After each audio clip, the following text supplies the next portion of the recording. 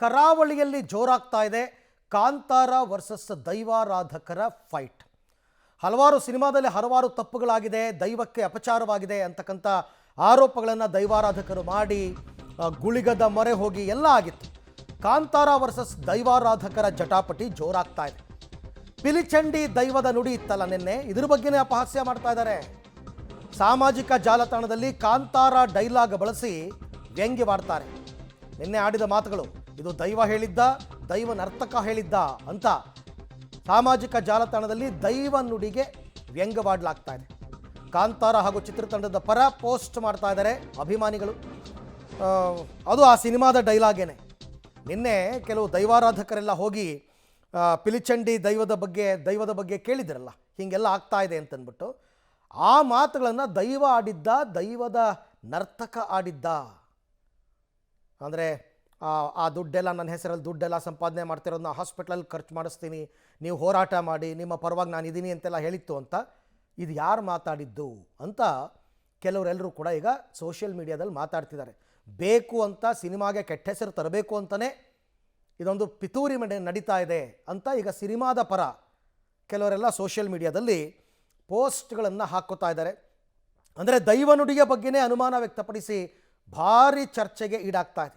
ಈ ಬಗ್ಗೆ ಮತ್ತಷ್ಟು ಮಾಹಿತಿ ನನ್ನ ಕೊಲೀಗ್ ಸುಖಪಾಲ್ ಅವರಿಂದ ಪಡ್ಕೊಳ್ಳೋಣ. ಸುಖಪಾಲ್, ಈಗ ನಿನ್ನೆ ದೈವಾರಾಧಕರು ಪಿಲ್ಚಂಡಿ ದೈವದ ನುಡಿಯ ಬಗ್ಗೆ ಏನು ಕೇಳಿದ್ರಲ್ಲ, ಇದ್ರ ಬಗ್ಗೆ ಈಗ ಯಾಕೆ ವಿರೋಧಾಭಾಸಗಳು?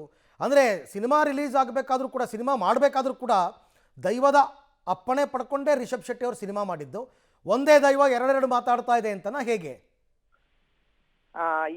ಈ ಸಂದರ್ಭದಲ್ಲಿ ಕಾಂತಾರದ ಬಗ್ಗೆ ಆರೋಪಗಳಿರುವಂತದ್ದು ದೈವದ ಅನುಮತಿಯನ್ನೇ ಪಡೆದೇ ರಿಷಬ್ ಶೆಟ್ಟಿ ಅವರು ಈ ಒಂದು ಚಿತ್ರವನ್ನ ಮಾಡಿದ್ದಾರೆ ಅನ್ನುವಂಥದ್ದು ಇದ್ರು, ಆ ರೀತಿಯಾಗಿ ಅಲ್ಲಿನ ದೈವದ ಕಟ್ಟುಕಟ್ಲೆಯಲ್ಲಿರುವಂತ ಅದು ಗಗ್ಗರ ಹಾಕಿರ್ಬೋದು, ಅಥವಾ ಅದರ ವೇಷಭೂಷಣ ಆಗಿರ್ಬೋದು, ಸಿರಿ ಕಟ್ಟುದಾಗ್ಬೋದು, ಅಣಿ ಕಟ್ಟುದಾಗ್ಬೋದು, ಇದನ್ನೆಲ್ಲ ಹಾಕಬಹುದು ಅನ್ನುವಂತ ಪರ್ಮಿಷನ್ ಅನ್ನ ದೈವದ ಹತ್ರ ಕೇಳಿದ್ದೀರಾ ಅನ್ನುವಂತ ಆರೋಪಗಳು ಈಗ ಕೇಳ್ತಾ ಇರುವಂತದ್ದು. ಅದರ ಜೊತೆಗೆ ಈಗ ನಿನ್ನೆ ಹೋಗಿ ಪಿಲಿಚಾಮುಂಡಿ ಅವರ ದೈವದ ಮುಂದೆ ದೈವ ನರ್ತಕರು ಮತ್ತೆ ದೈವಾರಾಧಕರು ಪ್ರಾರ್ಥನೆ ಮಾಡಿದಂತ ಸಂದರ್ಭದಲ್ಲೂ ಅಲ್ಲಿ ಅಭಯ ಕೊಟ್ಟಿರುವಂತದ್ದು, ನಾನು ಮುಂದಿನದನ್ನೆಲ್ಲ ನೋಡ್ಕೊಳ್ತೇನೆ, ಯಾರು ಹುಚ್ಚು ಕಟ್ತಾ ಇದ್ದಾರೆ ಅವರನ್ನ ಹುಚ್ಚರನ್ನಾಗಿ ಮಾಡ್ತೇನೆ, ಅದರ ಜೊತೆಗೆ ಈ ದೈವದ ಹೆಸರಲ್ಲಿ ಹಣ ಸಂಪಾದನೆ ಮಾಡಿದ್ದನ್ನ ಅದನ್ನ ಆಸ್ಪತ್ರೆಗೆ ಖರ್ಚು ಮಾಡುವಂತ ಕೆಲಸವನ್ನ ಮಾಡ್ತೇನೆ ಅನ್ನುವಂಥದ್ದನ್ನ ಹೇಳ್ಕೊಂಡಿರುವಂತದ್ದು. ಅದಾದ ಬಳಿಕ ಈಗ ಸಾಮಾಜಿಕ ಜಾಲತಾಣದಲ್ಲಿ ಚರ್ಚೆಗಳು ಆರಂಭ ಆಗಿರುವಂತದ್ದು, ಇದು ದೈವನೇ ಹೇಳಿರೋದು ಅಥವಾ ದೈವದ ನರ್ತಕ ಹೇಳಿರೋದು ಅನ್ನುವ ರೀತಿಯಲ್ಲಿ ಈಗ ಚರ್ಚೆಗಳಾಗ್ತಾ ಇರೋದು. ಅಂದ್ರೆ ಕಾಂತಾರ